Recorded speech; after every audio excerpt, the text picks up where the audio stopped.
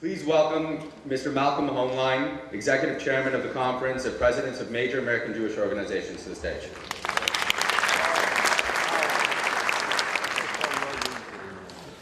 Why was the word Zachor chosen to symbolize the Holocaust? Why not Nakama, avenge or revenge? Why remember? It's easier to forget. We're now in the midst of a season that began with Pesach and Yom HaShoah now, Holocaust Memorial Day, and Yom HaZikaron, Israel's Memorial Day. And all have in common one thing: Zachor, remember. The commandment for Passover is to remember the Exodus, just as we today remember those who perished during the Shoah and those who died to make possible a free and independent Jewish state. Zechira is not history. It's the Hebrew word for history, but it's not history in the context that we understand. And this is unique to Judaism. It's about the future. We remember the future. Churchill once said, the further back you look, the further ahead you will see. Our sages taught this to us 2,000 years ago, that they understood that Zechira, remembrance, a dynamic process of understanding what caused events and what were the consequences of events, not just recording what happened at a particular time and in a particular place. We experience what past generations went through, not like our enemies to get lost in history, but to spare future generations those trials and tribulations. We learn the lessons of the past. Tomorrow, 1 million pages from the Soviet archives will be released, detailing what happened to many communities from which there are no survivors and about which we knew so little. Why do we want to go back? Why do we want to remember? Why does the Torah tell us over and over again, Zachor Yemot Olam, remember the days of old. Sha'al avicha v'yagetra, zekenecha v'yomer loch. Ask your father, ask your parents, ask your grandparents, and they will tell you. Why constantly remind us, Shema b'ni, listen my children. In the Haggadah we said, B'chol dar v'dar omdim aleinu l'chaloseinu, when every generation enemies arise that seek to destroy us. It doesn't use the past tense, it uses the present tense. To remind us that the enemies from without and within occur in every generation. The colors of the uniforms may change, the language may be different, the geography somewhat ascan. But the enemies are always there. And it's only those generations that learn the lessons, that understand the importance of Zechira, can help future generations meet their responsibilities. 70 years ago, there were those who said they didn't know. We know it was a lie. They didn't want to know. And here you have the witnesses to it. I will tell you a story I've never said publicly, that during the Bitburg controversy, when Ronald Reagan was going to visit the German cemetery where SS were buried, he asked me into the Oval Office before a meeting we were scheduled to have. And he said to me, I've never told anyone, but I was in the film unit in the US Army. And when I was released in 1945, I stole a film. He said, I knew it was against the law, but I wanted this film of the concentration camps. Because the time will come, he said, I thought, when people will deny this happened. And I wanted my grandchildren to be able to give testimony to the truth.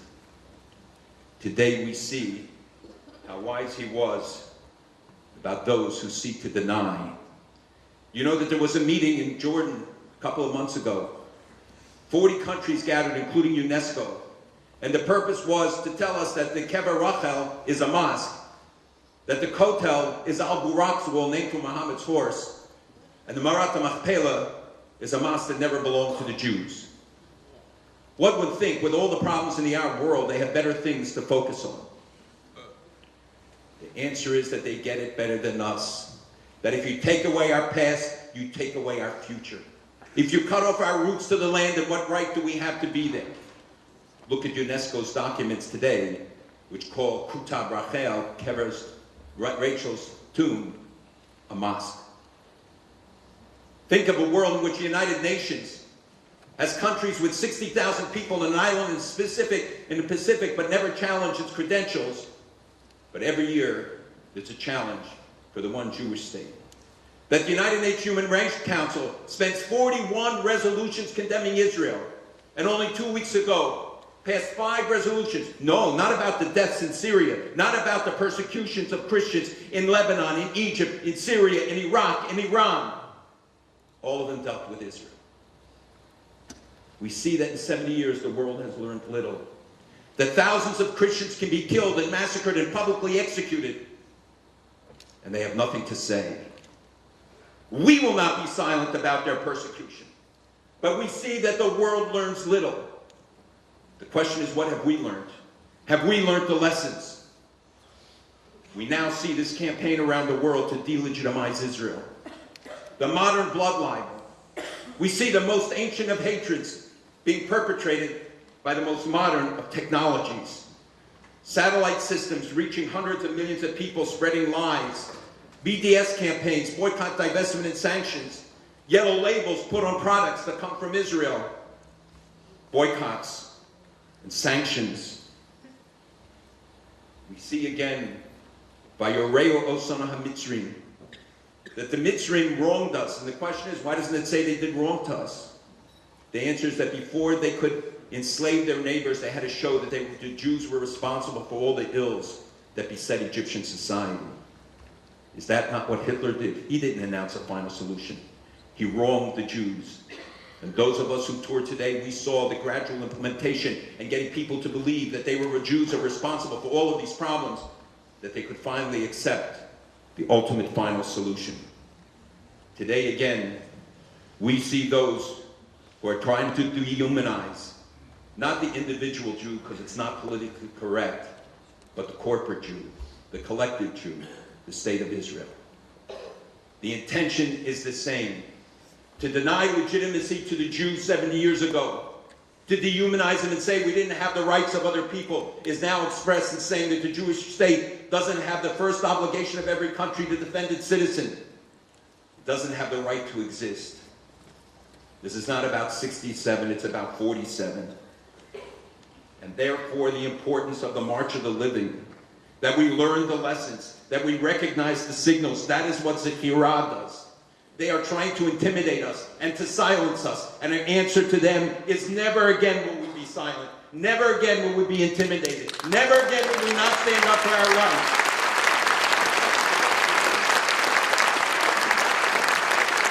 We see the big lie still works when it comes to Jews. The difference is that it's spread in instants, not in months. Well, never again is not a hollow pledge. It's not something we yell at rallies. It's an oath that every generation has to take anew, to remind us of our obligations to our grandparents and to the people buried in that cursed but now sacred place we visit tomorrow, and the 6 million who perished at the hands of the Nazis, in a depravity that the human mind can't grasp, but in an all too indifferent world was willing to tolerate. We will not forget. We will not forget our grandparents, because we must not forget our grandchildren. My grandparents perished in the fires of the concentration camps, but my grandchildren are here to march in the March of the Living.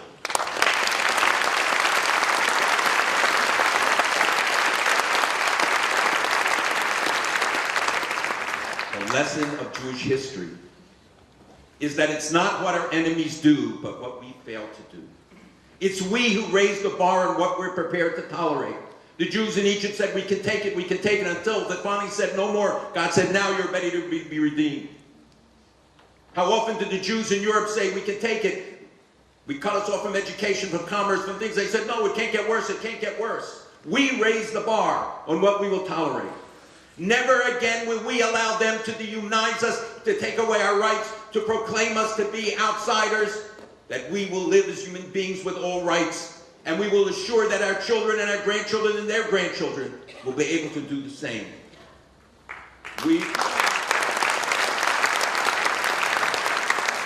Martin Luther King said, we will not be judged by the attacks of our enemies, but by the silence of our friends. This is a time when we look to the people like those, the heroes who are seated around us, to hear their voices raised as well, to say that no more, we will not take it, and we will not be silent, so that never again will 1.5 million Jewish children, or any children, have to face the fate that Jewish children did 70 years ago. I know that the young people here and around the world are hungry to learn. We have to educate them. In the Jewish tradition, we say we're not judged by our children, we're judged by our grandchildren, because that's when you see come to fruition the decisions you make and the actions you take. This is our obligation. Never again will we allow our fate to be determined by others. This is our obligation. We have a morasha as opposed to a Yerusha. A Yerusha is an inheritance you get and it's yours to do with as you want. The morasha is given to us in trust. Two things, our heritage, our Torah, and Israel. And it's the obligation of this generation to assure that all the efforts of delegitimizing, demonizing, the efforts to destroy will fail. This is our obligation to our grandparents and to our grandchildren, that they will have a free and independent Jewish state, and that the Jewish people, wherever they are, will be safe and secure. Throughout the ages, when our enemies wanted to taunt us, they yelled, hep, hep, Jerusalem et perdita, Jerusalem is lost, because it meant we had no future. Jerusalem today is redeemed. We have a great future.